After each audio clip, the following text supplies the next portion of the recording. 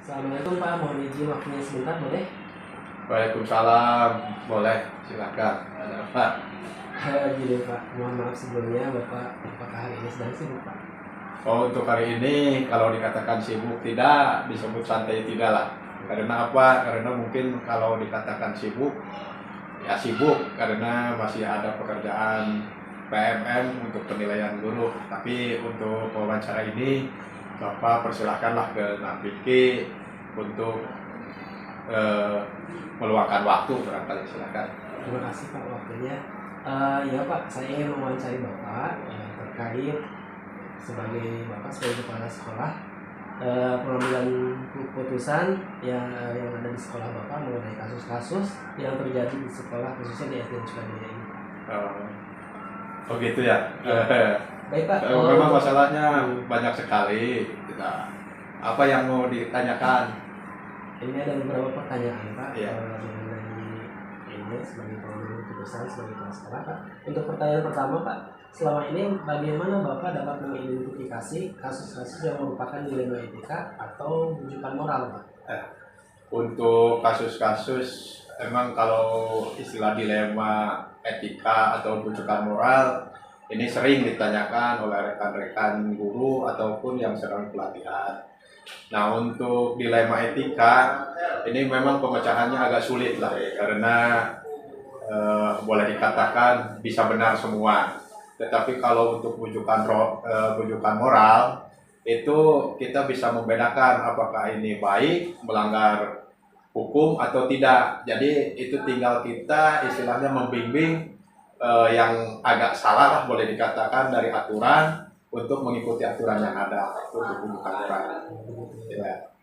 Baik Pak, pertanyaan kedua, selama ini bagaimana Bapak menjalankan pengambilan keputusan di sekolah Bapak, terutama untuk kasus-kasus di mana ada dua kepentingan yang sama-sama benar atau sama-sama mengandung nilai kebajikan? Ya.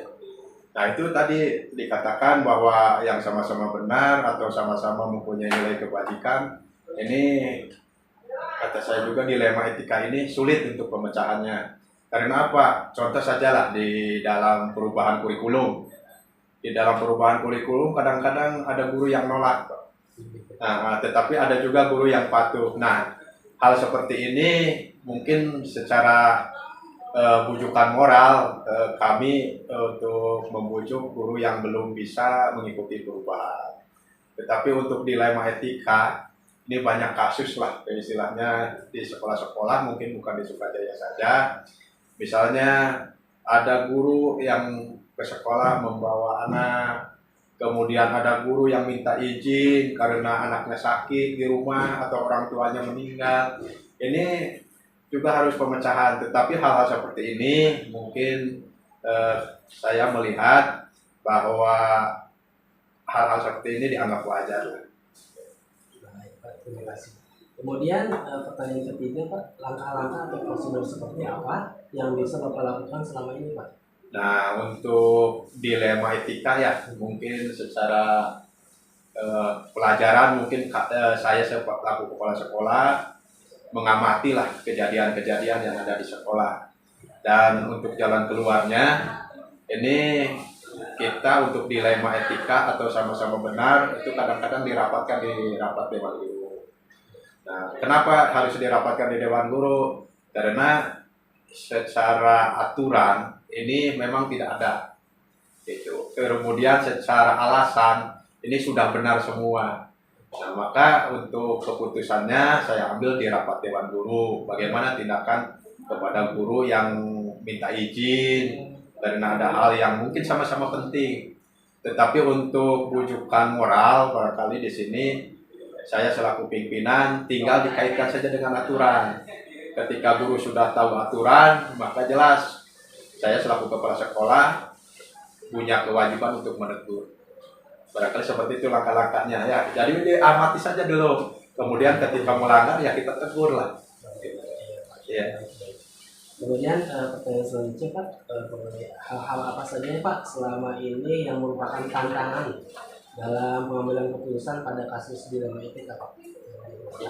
Nah, yang menjadi tantangan dikaitkan dengan yang tadi, emang istilah kebijakan dan aturan lah. Untuk dilema etika secara aturan mungkin tidak tertulis ya. Tetapi ketika kita harus mengambil keputusan untuk memberikan kebijakan, itu jelas bahwa kita apa yang menjadi pertimbangan lebih baik atau mungkin yang sifatnya mendesak, itulah yang dipilih untuk dilema etika. Tetapi kalau rujukan moral tetap kita ke aturan. Iya. Mengikuti aturan. Iya, betul. Baik Pak, untuk pertanyaan selanjutnya, apakah Bapak memiliki sebuah jadwal tertentu dalam sebuah penyelesaian kasus dilema etika? Apakah Bapak juga langsung menyelesaikan di tempat atau memiliki sebuah jadwal untuk menyelesaikannya? Bentuk atau prosedur seperti apa Pak yang Bapak jalankan? Oh. Untuk dilema etika ya, tadi saya punya langkah-langkah lah. Yang tadi misalnya mengamati, kemudian merapatkan di rapat dewan guru. Nah, di dalam hal ini jelas ketika sudah kita paham lah, sudah mengamati seperti ini, kemudian ada hasil keputusan di rapat dewan guru. Untuk dilema etika, kita bisa mengeksekusi langsung ketika misalnya ada hal yang baik berbanding baik, maka ini diambil kebijakan yang mendesak yang mana, yang harus diizinkan yang mana. Nah, itu seperti itu untuk dilema. Prosedurnya seperti itulah, kita ambil langkah-langkah. Nah, untuk bujukan moral, ini kita kembali ke aturan langkah-langkahnya. Kita menyampaikan aturan yang benar, kemudian kita juga memberi contoh yang benar, sehingga ketika kita menegur guru tidak kembali ke kita lah kata-kata guru itu barangkali. Baik Pak, jadi punya jalan tertentu ya prosedur sendiri mengenai penyelesaian masalah tersebut. Baik Pak, untuk pertanyaan selanjutnya, adakah seorang atau faktor apa yang selama ini mempermudah atau membantu Bapak dalam pengambilan keputusan dalam kasus-kasus dilema etika? Nah, untuk faktor pendukung barangkali ya. Di sini yang penting adalah dari kitanya sendiri. Ketika kita sudah menyadari apa yang menjadi keputusan-keputusan, menjadi aturan, kemudian menjadi istilahnya keputusan bersama, dalam ini mungkin untuk dilema etika adalah kebijakannya Pak, yang dihasilkan di dalam rapat dewan guru. Nah, apa yang harus saya lakukan? Jadi di sini untuk mengeksekusi ataupun apa, ya jelas kalau kita sudah sesuai prosedur, maka kita akan mudah. Mudahnya dari mana? Ya dari dukungan teman-teman. Dari dukungan teman-teman, kemudian dari aturannya yang sudah jelas, itu memudahkan kita. Itu barangkali sebagai langkah-langkah yang memudahkan. Ada dukungan teman. Iya. Baik, untuk selanjutnya Pak, dari semua hal yang telah kita diskusikan atau disampaikan tadi, pembelajaran apa Pak yang dapat Bapak petik dari pengalaman Bapak dalam mengambil keputusan dilema etika Pak? Nah, untuk pengalaman saya ya Pak, selama menjadi kepala sekolah dan banyak hal istilahnya tadi yang ditanyakan mengenai dilema etika, sebagai pimpinan di sini jelaslah untuk dilema etika bahwa kebijakan itu paling utama di dalam istilahnya membuat kondusivitas sekolah, kemudian istilahnya memberikan keleluasaan kepada guru sehingga guru tidak merasa tertekan di sekolah ini. Nah, jadi yang jelas apa pengalaman atau istilahnya yang menjadi dasar ketika ada dilema etika, kebijakan. Kalau bujukan royal pasti bujukan moral pasti ke aturan yang sudah disepakati bersama. Barangkali seperti itu. Baik Pak, terima kasih banyak waktunya Pak atas kesempatannya. Alhamdulillah saya sekarang mendapatkan banyak pengetahuan baru Pak tentang bagaimana pengambilan keputusan sebagai pemimpin. Kalau begitu Pak, saya mohon izin undur diri Pak. Assalamualaikum warahmatullahi wabarakatuh. Waalaikumsalam warahmatullahi wabarakatuh. Assalamualaikum Pak, mohon izin waktunya sebentar boleh? Waalaikumsalam warahmatullahi wabarakatuh. Mari silakan duduk Pak. Baik Pak, sebelumnya mohon maaf Pak, apakah Bapak sedang sibuk hari ini Pak? Oh kebetulan hari ini saya sedang tidak sibuk Pak. Bagaimana? Ada yang bisa saya bantu? Iya Pak, saya ini ada tugas dari CGPN 11 mau mewawancarai Bapak sebagai kepala sekolah terkait pengambilan keputusan kepala sekolah terhadap kasus-kasus yang terjadi di sekolah khususnya di SDN 1 Cikresel Pak. Oh silakan Pak. Apa yang ingin ditanyakan? Baik Pak, ada beberapa pertanyaan tentunya ya Pak ya. Untuk yang pertama, selama ini bagaimana Bapak dapat mengidentifikasi kasus yang merupakan dilema etika atau rujukan moral selama Bapak menjadi kepala sekolah? Jadi begini ya Pak. Saya biasanya melihat dua sudut pandang yang berbeda. Yang pertama sudut pandang moral dan yang kedua adalah sudut pandang hukum. Apabila kasus tersebut melawan hukum, ini maka sudah tentu benar atau salah. Tapi jika masih dikatakan benar lawan benar, masalah tersebut adalah merupakan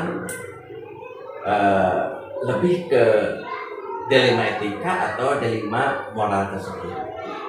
Baik Pak, baik untuk pertanyaan selanjutnya Pak, selama ini bagaimana Bapak sebagai kepala sekolah menjalankan pengambilan keputusan di sekolah yang Bapak pimpin tentunya, terutama untuk kasus-kasus di mana ada dua kepentingan yang sama-sama benar Ya. atau sama-sama mengandung nilai Ya. kebajikan. Jadi selama ini saya selalu mengidentifikasi kasus tersebut dari berbagai pandang, kemudian menimbang secara matang mana yang paling benar dan keputusan tersebut menguntungkan banyak orang dan tentunya tidak ada orang-orang yang dirugikan. Baik, untuk pertanyaan selanjutnya Pak, langkah-langkah atau prosedur yang seperti apa yang Bapak lakukan selama ini? Langkah yang dilakukan tentunya tadi sudah saya sebutkan, kita mengidentifikasi masalah-masalah tersebut, terus menganalisa permasalahan, terus yang kedua siapa yang terlibat di dalamnya, terus jangan lupa kita bertanya kepada orang-orang terdekat kita yang dapat dipercaya tentunya informasinya.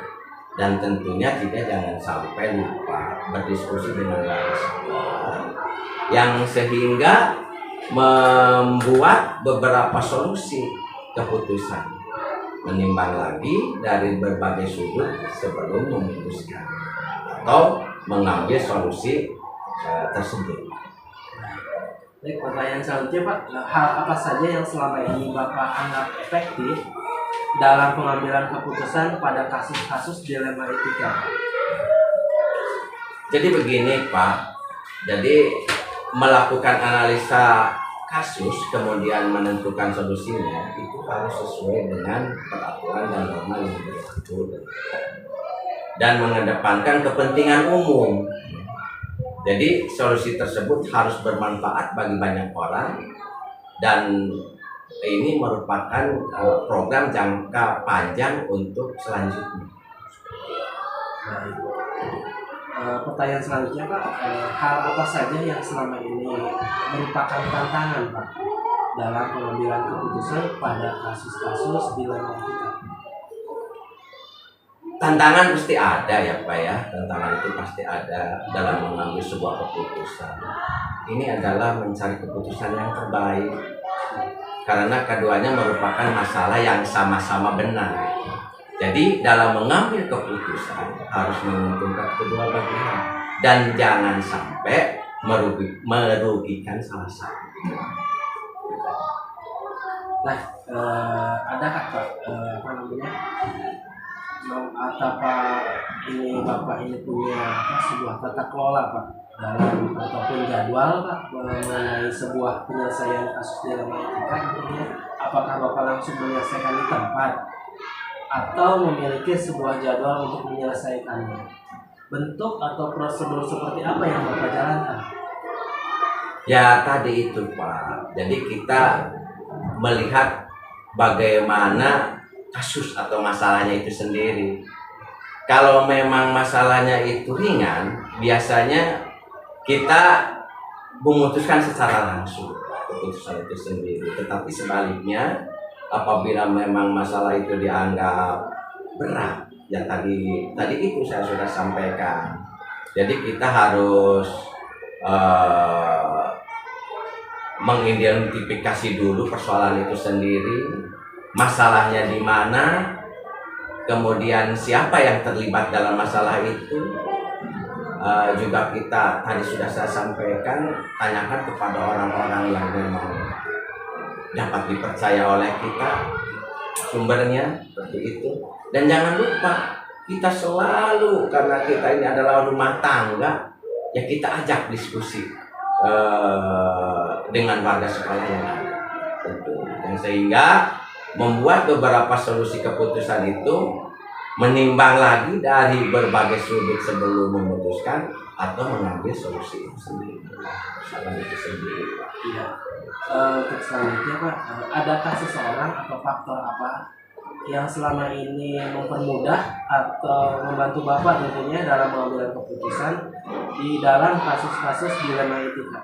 Ya tentunya ada Pak, karena sekolah ini kan ada stakeholder, di dalamnya ada warga sekolah yang tentunya sadar atau tidak sadar, mau atau tidak mau harus terlibat dalam memutuskan persoalan, yang sehingga nanti persoalan itu dapat dipertanggungjawabkan oleh kita